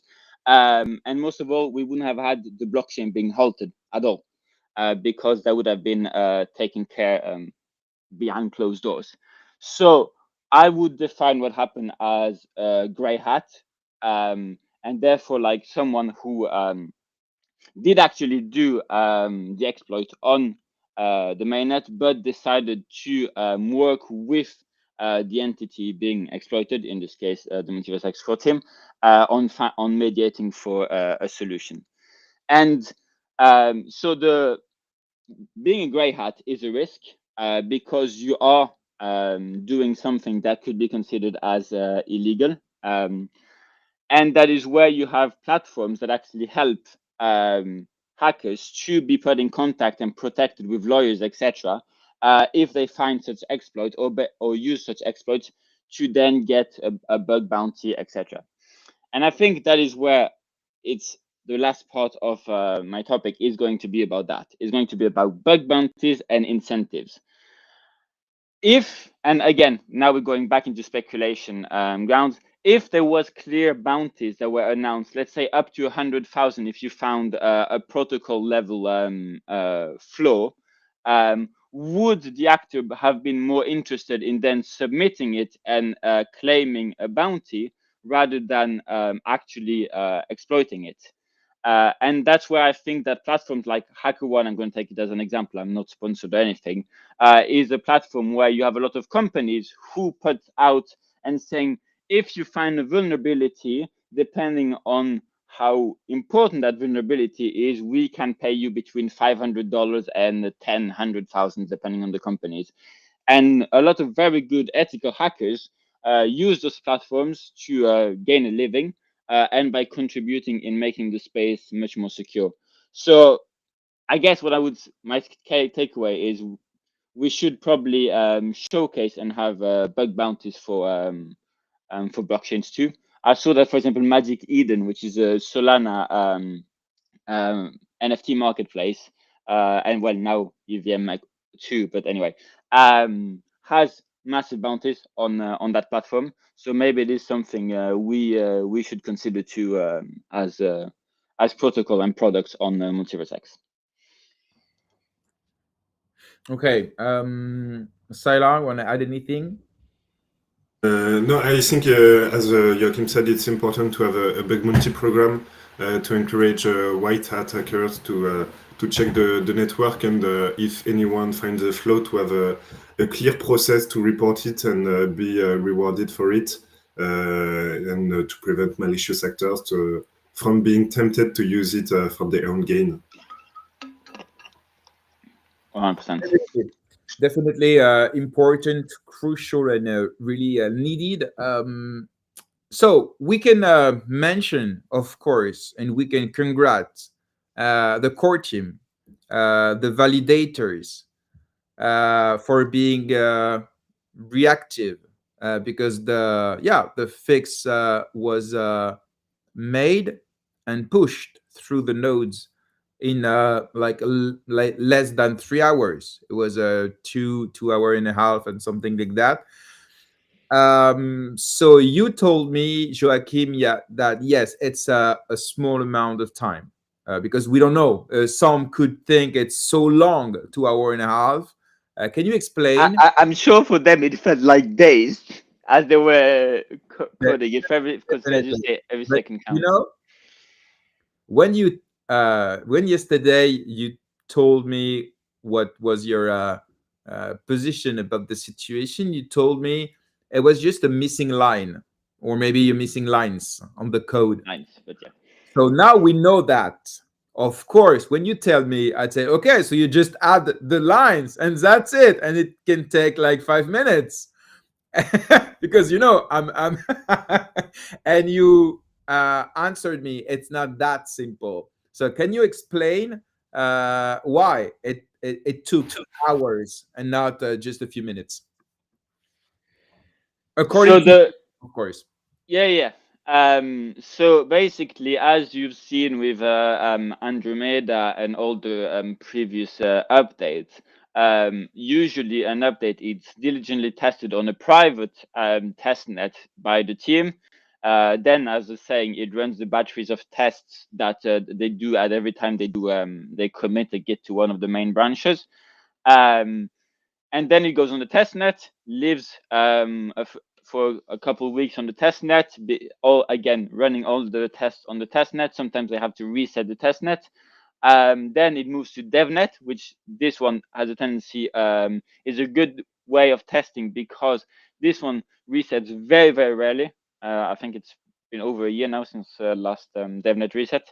And so it allows you to check that the transition is going well too, because obviously it needs to be retro compatible in sense with all the transactions and everything that has happened and the state of the chain that has happened, and then it goes into production on the main branch. So you basically have this window that usually takes weeks of careful testing, etc., that you have to deploy in an extremely fast manner, but you don't want to open the door for new exploits, crash the chain again. There's so many things that can go wrong, and that's why you actually have to run quite a lot of tests before you can deploy such a, what I call a hotfix. I don't know if you want to add anything, Sylla. No, I just wanted to say that I think this event shows a bit of the resilience from the community, the team members, the validators, and how everyone gathered together to fix this issue as fast as possible so the chain could resume. And I think there is more harm done in not being able to use the zero downtime narratives than having a downtime in itself. Thank you very much, guys. So let's maybe continue a bit about what happened, and maybe to analyze what I thought, because the bug is something not very complex. I think we all agree on this. No? Well, we're still talking about the VM of a blockchain, which like a very, very low percentage of people, like I wouldn't code VM stuff. I wouldn't touch it with a 10-foot pole because it scares the hell out of me. Well, I'm saying that we do have our own private test nets with the code different, but anyway. So like it is its own language and its own logic, and basically the people who did the fix knew what to connect, because it's 3 lines of code, but that obviously is not just pure code. It uses other functions from other parts of the code, etc. So you need the knowledge. If like you had sent me in there, I would probably have spent 3 days just trying to understand where it's actually coming from. So it's easy for someone who knows how the whole machine, the VM, works. I think if you send a random dev in there, he'll need quite a few days. Thank you for the precision, and of course I'm challenging you, and you're here to correct me. Okay, so thank you for playing this role with me. But like what I say, it's not a complex thing. It doesn't require like great skills in coding, hacking, and so on. This is what I meant. Oh, from the exploiter part. Yes. Yeah. No, that was yeah. That was what my point. But thank you for asking me to precise, of course. So what leads me to think about something pretty scary. But maybe I'm wrong, and you guys are here to give me your opinion about that. MultiversX at the moment is not very attractive. Okay, not a lot of users, not a lot of liquidity. It's not interoperable, so you cannot withdraw large amount of money out of the ecosystem, especially stable coins, because we don't have a big supply of native stable coins. Few millions, and the bridge is capped at 50,000 by so the supply is not big for the native ones, and for the non-native one the supply is not big too, but the bridge is above all limited, 50K I think. So yes, so even if you exploit the blockchain, you cannot like exploit a lot of money. Okay, and even if you take a lot of money, you cannot really like withdraw a lot of it. So imagine, so we don't attract great hackers. That's my point, because they don't have the return on investment, because this is how it works. You know, the cyber security is about how much I will spend in this exploit and how much I can win from it. Okay, it's just a balance of cost and results, potential results. So imagine if tomorrow MultiversX is more attractive and is interoperable, so all the bridges opens, so liquidity can enter, can go out, and so on. So that's my point. What do you think about that? Do you think we absolutely need to anticipate the adoption with API problems that we known before, with this bugs, flows, I don't know how to call it, before we are attractive? Because it can come very fast. You know how crypto market is. You know, we can it can be very, very fast. In a few months we can pass from top 117 to top 50. It's possible in this ecosystem. So what do you think about that? Is it a real risk?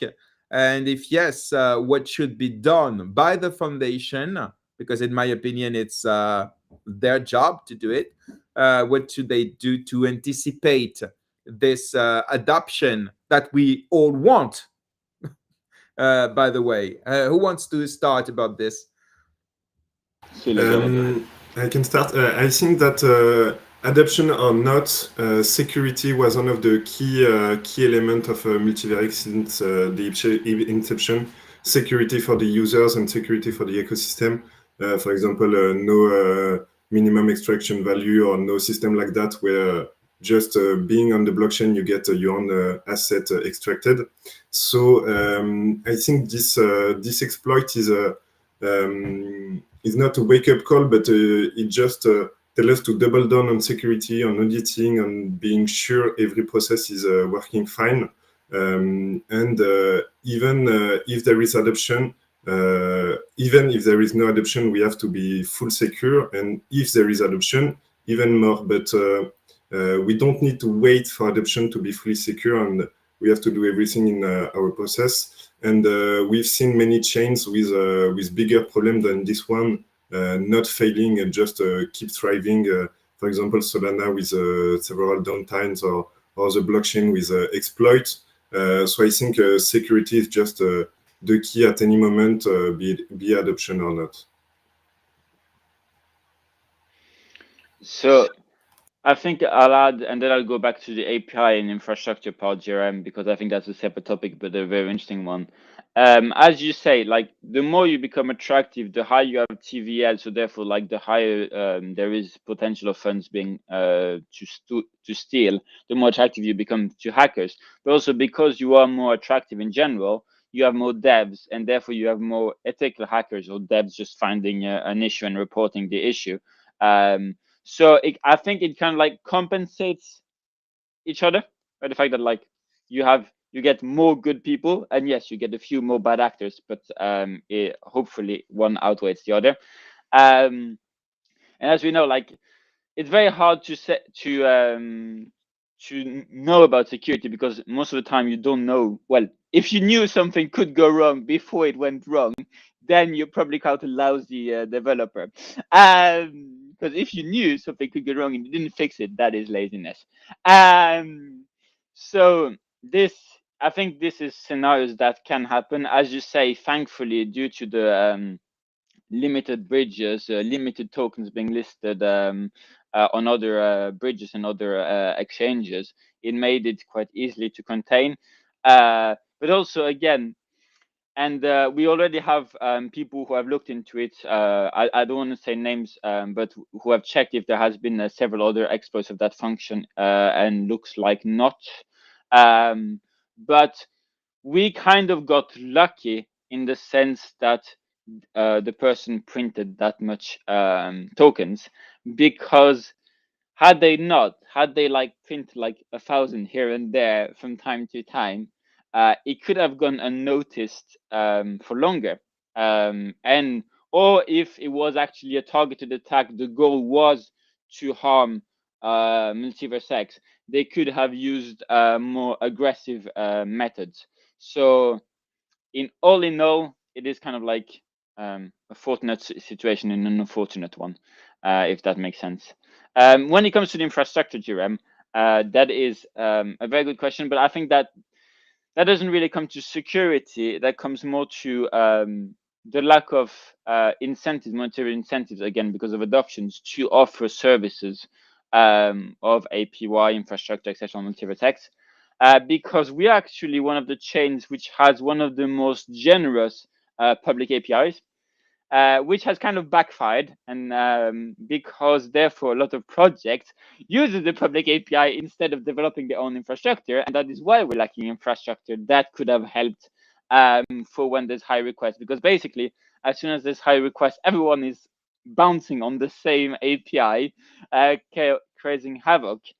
So I know there's several actors. I don't know if I'm allowed to say it, so I won't go any further. But that are now working on offering private API solutions with therefore a high rate limiting for projects, and therefore hopefully we will see more and more projects pay for the solutions instead of using the free public API, and maybe increasing the limit rate on the public API to incentivize projects to actually pay for other projects building infrastructure. So I think that is actually going to solve itself, because as you say, GRM, it's been a problem for several times, and it has given that impression that confusion that the chain is down when it's not. So yeah, I think we're actually going towards better times when it comes to that. Thank you very much. Let's speak about the impact for MultiversX ecosystem, reputation, and the next steps? Of course, it will be just about hypothesis. Do you think it will strengthen the ecosystem? If we remember the hack on X exchange, and I don't know if you remember a few years ago, the team reacted very well. The marketing was perfect.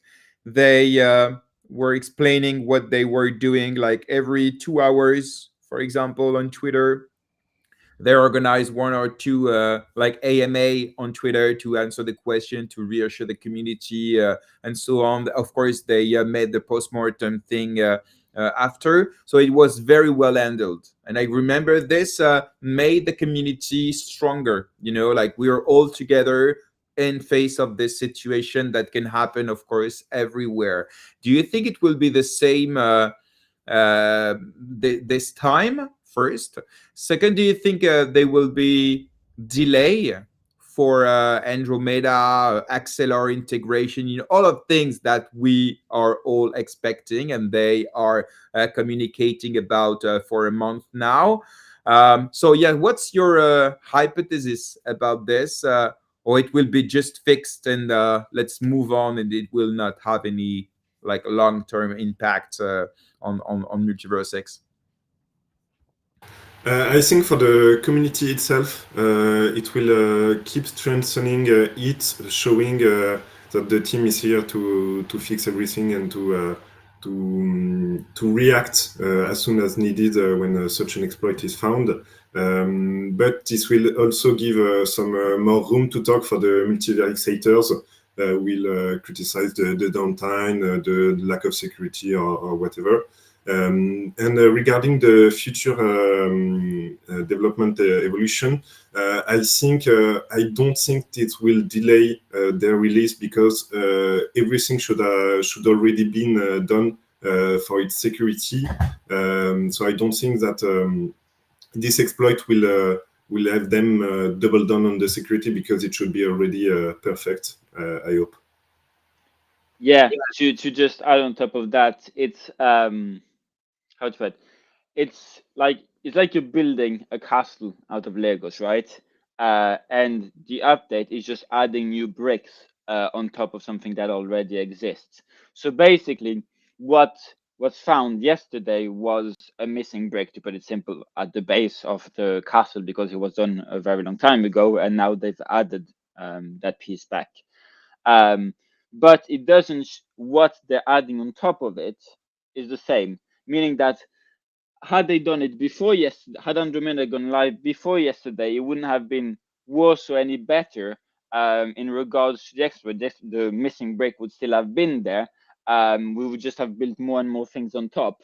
So, in a sense, there might still be errors in the protocol that we will discover down the road. Again, hopefully not. No one wants that. But that doesn't mean that it would be because of Andromeda, because again, as we said, the Andromeda code has been now tested, etc. And in reality, it's much less code, so you can be much more careful about it, because you already have this whole engine running, and you're just adding a little thing on top, so you can be very, very careful that little thing interacts with everything as it should.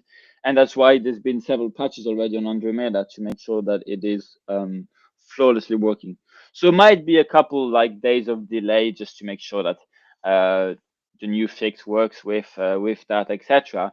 But I don't think there should be any major delays because of that. And yeah, when it comes to reputation, yeah, as you say, we can't say zero downtime anymore. That sucks, but it's life. I mean, we can't go back in time. That's the whole point of blockchain, right? We just produce one way. So yeah, I think it's a lesson. I think it's also a lesson, as you said, Jerem, a little bit in humility. That maybe do not criticize so easily what other chains, because something might as well happen to yours. You never know, and now we know. But yeah, I think the community will recover. Hopefully indirectly. I think it's not a good thing, but we learn together. Like we've been discussing hacking practices, how the protocol works, and so we've all grown wiser in a sense through this event. And it brought us all together. I mean, I've never seen so many people. So we have a few different chats. But like I've never seen so many people online in the chats, like trying to work out together. Like it is a unifying moment in the chaos of all of it. So there's still some good, I think, to be taken out of it. Okay. Thank you very much. But yes, of course, it's the important. But I can see that I'm not sure they will learn from it in terms of humility, because during the thing, Robert kept saying that EVM was bullshit. Well, but anyway, you know what? I spoke about it with a friend of mine, and he told me, you know what? I respect that because he has conviction. So why not? And yeah. I pretty much agree. But yeah, it was I, maybe. I forgot the English expression, but in French we say faire fuir le naturel, il revient au galop. So scare away your nature, and it comes back running. So yeah, I think we actually have quite a similar one in English, but I can't remember it. So you've got the French version of it. Okay. We have a question. Why deposits and withdrawals on CEX are not enabled yet? Do you have any information about that? I personally do not, but if Sandbox, you could specify which sex we are talking about, that would be great. But the reality is that as a sex, you keep an eye out for those kind of events because if suddenly someone deposits infinite money into your sex and starts swapping it against other tokens, you're certainly putting at risk other ecosystems, but also obviously your balance sheet. So I think there's probably going to be calls between the sexes and the team to make sure that everything is back to normal and there's nothing to be worried about. And yeah, I just saw the second message, but that, again, I think we've covered that in depth. We don't need to go into detail. Okay. Okay. MVX, the most scalable and secure. Yeah, that's what I was reacting to. It's fun. Okay. Do you have anything to add, guys? And because we don't have no more question in the comment section. No, I think we've gone through everything that we had to say. Again, wait for the official report before jumping to conclusions. What we shared was our personal findings. Again, we work quite a lot and we proofread each other.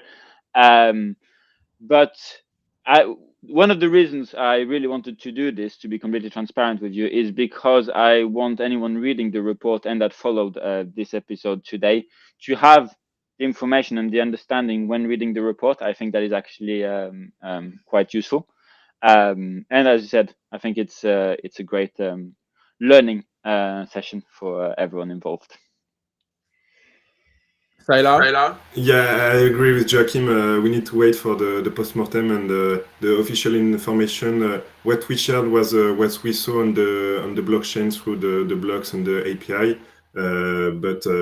But it's just the data itself, and we need to know more about the reason behind it.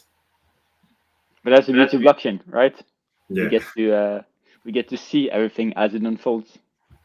that's the truth. And what I really like is everything is open. You can just go ahead, check yourself. It's verified by yourself at the core. Yeah. Thank you very much, guys, for taking the time to come this morning. Of course, next week on Wednesday, we will speak about the postmortem report that normally should have been delivered by then. But yeah, I would conclude by what I tweeted yesterday in response of someone who asked me if it was, let me find the, yeah, he wrote, is it the final nail in MVX coffin? And I said, not at all. It's just a nodule like others have experienced before them. It's just a question of what they will do to prevent it from happening too often. And yeah, the most important thing is to move on and to be better and to continue like this. And in a technological part, we never had like, except delay on roadmap, but it's part of the game. But in terms of technology, I think we never had anything to say about their skills. So yeah, I would conclude this way from my part. Thank you very much, Joachim. Really, I hope you will have some time to rest. I know you did not sleep a lot. I don't know if it's the same for you, Sylla, but thank you very much for coming this morning too. Take care of yourself, and yeah, see you soon on GM Web3, guys. Sure. Yeah. Thank you for having us. Thank Bye-bye. you. Have a good day. Bye. Bye-bye. Thank you very much, guys. I hope you enjoyed this show, the AMA, and like unofficial postmortem of what happened on MultiversX yesterday. I thank again, of course, our two partners of the show, Atom Protocol, EAPS NFT Collection. You can find their links in the description on YouTube and on the podcast. And yeah, see you next Wednesday for a new show about new topics. Maybe we'll speak about the narrative that Benjamin is still looking for, and it was planned for today, but of course we had to prioritize what's happening in live. So yeah, take care. Of course, you can find the replay of this show on YouTube and on podcast, and don't forget to give us some strength, like, rates, subscribe, comments, bells, and so on. Thank you very much, and see you very soon. Bye bye.